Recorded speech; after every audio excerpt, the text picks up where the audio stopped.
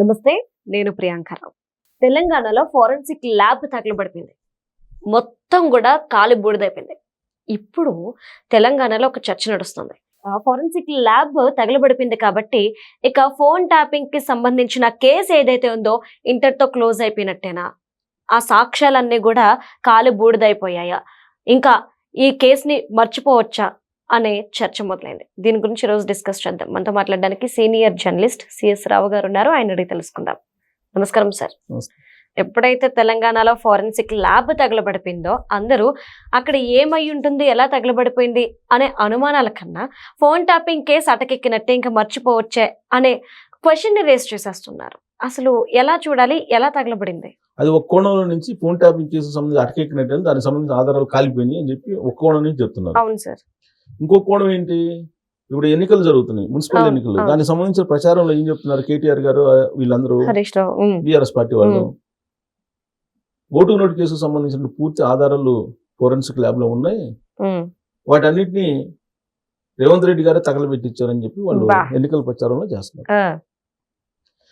అసలు అత్యంత బాధాకరమైనటువంటి విషయం ఏంటంటే, ఫోరెన్సిక్ ల్యాబ్ అనేది చాలా విలువైనటువంటి సమాచారం ఉన్నటువంటి ఆఫీస్ అది. అవును సార్. దాదాపు 100 కోట్లకు పైగా విలువైనటువంటి పరికరాలు అక్కడ ఉన్నాయి. ఉమ్మడి ఆంధ్రప్రదేశ్ ఉన్నప్పటి నుంచి అన్ని రకాల సమాచారం నిక్షిప్తమైంది అక్కడ.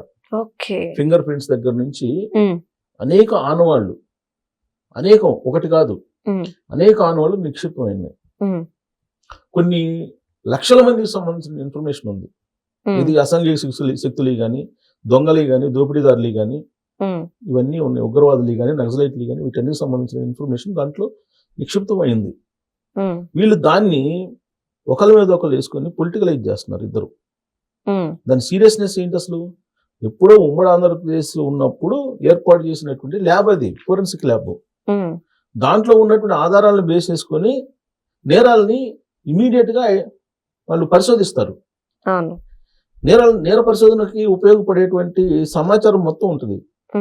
మనం ఎగ్జామ్ రాయాలనుకోండి, ఎగ్జామ్ రాయాలంటే లైబ్రరీకి వెళ్తే బుక్స్ రిఫర్ చేసుకుంటాం కదా, సేమ్ అలానే ఫోరెన్సిక్ ల్యాబ్ కు సంబంధించి నేరాలు ఏదైనా జరిగినప్పుడు ఆ నేరాలకు సంబంధించిన పూర్వపరాలకు సంబంధించిన పూర్తి సమాచారం అక్కడ దొరుకుతుంది. రెఫరెన్స్ మొత్తం బూడిదైపోయింది. ఇప్పుడేం లేవు ఆధారాలు. అక్కడ విత్ ఇన్ అవర్స్ లో మొత్తం కాలిపోయింది, బూడిదైపోయింది. ఎందుకు కాలిపోయింది ఏంటంటే ఇప్పటి వరకు ఇతిమిద్దంగా తెలియదు. షార్ట్ సర్క్యూట్ అంటే జనరల్ గా అగ్ని ప్రమాదం జరగగానే ఏమంటారు, షార్ట్ సర్క్యూట్ అంటారు, ఇదే అంటారు. కానీ ఇప్పుడు నమ్మడానికి లేదు. ఎందుకు నమ్మడానికి లేదు షార్ట్ సర్క్యూట్ అని చెప్పి అని అంటే, ఎలా ఇప్పుడు 2023 ఎలక్షన్స్ అయిపోయిన తర్వాత ఎస్ఐబి ఆఫీస్ లో, స్పెషల్ ఇన్వెస్టిగేషన్ బ్యూరో ఆఫీస్ లో ఇంటెలిజెన్స్ ఎంత అక్కడ ఏం జరిగింది, కంప్యూటర్స్ ని, హార్డ్ డిస్క్ ని, పెన్ డ్రైవ్స్ ని, మొబైల్స్ ని, వీటన్నిటిని తీసుకెళ్లి మూసీ నదిలో పడేశారు. కొన్నిటినేమో కాల్ చేశారు, తగలబడింది అని చెప్పారు. అవునా? అప్పుడు మరి అక్కడ షార్ట్ సర్క్యూట్ అయిందా? కాలేదుగా. దాన్ని ఇన్వెస్టిగేషన్ చేస్తే రాధాకిషన్ రావు, ప్రణీత్ రావు, ప్రభాకర్ రావు, ఈ బ్యాచ్ మొత్తం, రాహుల్ బ్యాచ్ మొత్తం ఇన్వెస్టిగేషన్ చేస్తే వాళ్ళు ఇచ్చినటువంటి వాంగ్మూలాన్ని బేస్ చేసుకొని ఫోన్ ట్యాపింగ్ కేసు సంబంధించిన ఫైనల్కి వచ్చింది. ఫైనల్లో అసలు ఎవ్వరు సూత్రధారి అనే దాని మీద ఇన్వెస్టిగేషన్ కూడా చేశారు. కేసీఆర్ గారిని పిలిచి రీసెంట్ గా, అవునా, తెలుసుకునే ప్రయత్నం చేస్తూ కేసీఆర్ గారిని కూడా పిలిచారు. అంటే ఇంకా అర్థం ఏంటి, కొన్ని వందల మందిని విచారించిన తర్వాత అసలు సూత్రధారి ఎవరు అనేది ఫైనల్ చేసి శిక్షించేటువంటి లేదంటే అరెస్ట్ చేసేటువంటి సమయంలో ఈ మొత్తం కాలిపోయిందని అంటే ఏమనుకోవాలి, ఎవరు చేస్తుంటారని చెప్పి అనుకోవాలి అనేది ఒక పాయింట్. రెండేంటి, ఓటుకు నోటు కేసుకు సంబంధించి కూడా ఒకవేళ ఇన్వెస్టిగేషన్ చేస్తుంటే ఆ ఇన్వెస్టిగేషన్ సంబంధించిన రిపోర్ట్ కూడా అక్కడ ఉంటుంది. ఎందుకంటే ఫోరెన్సిక్ ల్యాబ్కి అప్పుడు పంపించారు వాయిస్ అదంతా కూడా. ఆ ఇన్ఫర్మేషన్ ని లేకుండా చేశారు, అప్పట్లో ఉన్నటువంటి ఇన్ఫర్మేషన్ లేకుండా చేశారు అని చెప్పి ఇప్పుడు బీఆర్ఎస్ పార్టీ వాళ్ళు ఎలక్షన్ సందర్భంగా ప్రచారం చేస్తున్నారు. అయితే ఈ ఫోరెన్సిక్ ల్యాబ్ తగలబట్టడానికి ముందు రేవంత్ రెడ్డి గారు బహిరంగ సభలో ఏం చెప్పారు, భార్యాభర్తలు మాట్లాడుకునేటువంటి విషయాన్ని కూడా తెలుసుకొని ఫోన్ ట్యాపింగ్ ద్వారా తెలుసుకొని ఆనందించారు, ఇంత దుర్మార్గులు ఇల్లు అని చెప్పి ఆయన కామెంట్ చేశారు. ప్రతి పొలిటికల్ మీటింగ్ లో కూడా ఖచ్చితంగా వీళ్ళు ఫోన్ ట్యాపింగ్ లో వీళ్ళని క్షమించకూడదు, భార్యాభర్తలు మాట్లాడుకుంది కూడా వీళ్ళు విన్నారు కాబట్టి వీళ్ళని శిక్షిస్తాను, వీళ్ళని అరెస్ట్ చేస్తానని చెప్పి ఎలక్షన్ అయిపోగానే నేను చేసే పని అదేనని చెప్పి రేవంత్ రెడ్డి గారు చెప్పారు. ఇంకేం చేస్తాడు? ఆధారాలు ఉండాలి కదా, ఆధారాలు లేకుండా ఏం చేస్తారు? ఆధారాలు ఉంటేనే అరెస్ట్ చేస్తారో లేదనేది సందేహం. ఆధారాలే లేకపోతే ఇంకా అరెస్ట్లే ఉంటాయి. ఒక పాయింట్. రెండేంటి, ఇప్పుడు ఉమ్మడి ఆంధ్రప్రదేశ్ లో మరో కేసు కూడా ఉంది. ఏంటది? ఇంకో కేసు. ఆంధ్రప్రదేశ్ ప్రభుత్వం ఆ రోజు కేసీఆర్ గారి ప్రభుత్వం ఫోన్ ట్యాపింగ్ చేసిన ఆంధ్రప్రదేశ్ కు సంబంధించిన ముఖ్యమంత్రి అనేటువంటి కేసు కూడా ఉంది. దానికి సంబంధించినటువంటి కూడా ఉంటాయి ఇన్ఫర్మేషన్. అలాగే మొయినాబాద్ ఫామ్ హౌస్ లో ఎమ్మెల్యేని ట్రాప్ చేసినటువంటి ఇన్ఫర్మేషన్ కూడా ఉంది. ఇంకా అడుగుదాం అనుకున్నాను సార్. అవును, ఢిల్లీలో వాళ్ళు ఇప్పుడు ఎందుకు అసలు ఈ ఫోన్ ట్యాపింగ్ కేసుకు సంబంధించిన పరిశీలిస్తున్నారు? అవును, వాళ్ళు కూడా వెయిట్ చేస్తున్నారు. అవును, మొయినాబాద్ ఫామ్ హౌస్ లో ఎమ్మెల్యేలకి ఎర్ర కేసులో ఏ విధంగా ట్యాపింగ్ చేశారు, ఏ విధంగా వాళ్ళని ట్యాప్ చేసి పట్టుకున్నారు అనేది కూడా ఉంది. దానికి సంబంధించిన ఆధారాలు, దానికి సంబంధించిన పెద్ద సిడి ఫైల్స్ ఇవన్నీ ఉన్నాయి అక్కడ.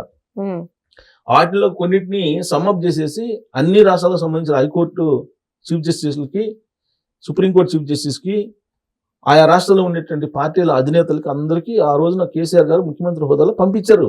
వీటన్నిటిని చూడండి, ఈ విధంగా చేశారు, అక్కడ ఉండేటువంటి బీజేపీ వాళ్ళు మా ఎమ్మెల్యేలు ట్రాప్ చేశారు అని చెప్పి మొత్తం దేశం మొత్తం కూడా తెలిసేలాగా పంపించారు. అసలు దాంట్లో అసలు ఏం జరిగింది, అంతకుముందు ట్యాపింగ్ ఎవరెవరు చేశారు, ఏ విధంగా సమాచారాన్ని రాబట్టుకున్నారు, ఇవన్నీ మొత్తం అక్కడ ఉంది. మొత్తం ఆ ఫోరెన్సిక్ ల్యాబ్ లో ఉంది ఇన్ఫర్మేషన్. ఉమ్మడి ఆంధ్రప్రదేశ్ దగ్గర నుంచి ఇవాళ వరకు కూడా మొత్తం ఇన్ఫర్మేషన్ దాంట్లో ఉంది. మొత్తం దెబ్బకి బూడిదైపోయింది. ఇంకెప్పుడు అటు ఫోన్ సరే, వాళ్ళు చెప్తున్నటువంటి ఓటుకు నోటు కేసు అనుకోండి, లేదంటే మొయినాబాదు ఎమ్మెల్యేలకి ఎర కేసు అనుకోండి, లేదంటే ఫోన్ ట్యాపింగ్ అనుకోండి, ఏదైతే ఉగ్రవాదులకు సంబంధించిన ఇన్ఫర్మేషన్ ఉంటుంది, నక్సలైట్లకు సంబంధించిన ఇన్ఫర్మేషన్ ఉంటుంది, విదేశాలకు సంబంధించినట్టు కుట్రకు సంబంధించినట్టు ఇన్ఫర్మేషన్ ఉంటుంది. ఎంతో విలువైనటువంటి సమాచారం దాన్ని తగలబెట్టి పరిస్థితి. అంటే తగలబెట్టారా తగలబడిందా అనేది నిర్ధారణ కావాలి. కానీ దాన్ని రాజకీయంగా ఇప్పుడు మున్సిపల్ ఎన్నికల్లో ఉపయోగించుకుంటున్నారు. ఇదే ప్రధానమైనటువంటి అంశంగా ఇప్పుడు ప్రచారం చేసుకుంటున్నారు. ప్రచారం చేసుకుని కేటీఆర్ ఏమో రేవంత్ రెడ్డి గారి మీద ఓటుకునేటి కేసు, కాంగ్రెస్ పార్టీ వాళ్ళేమో ఫోన్ ట్యాపింగ్ కేసు నుంచి తప్పించుకునేదానికి తగలబెట్టారని చెప్పేసి వాళ్ళు ప్రచారం చేస్తున్నారు. మధ్యలో ప్రేక్షకుల్లాగా సమాజం మిగిలిపోయింది. తెలంగాణ సమాజం ప్రేక్షకుల్లాగా చూడాల్సినటువంటి పరిస్థితి ఏర్పడింది వాళ్ళు. Right. Thank you so much sir.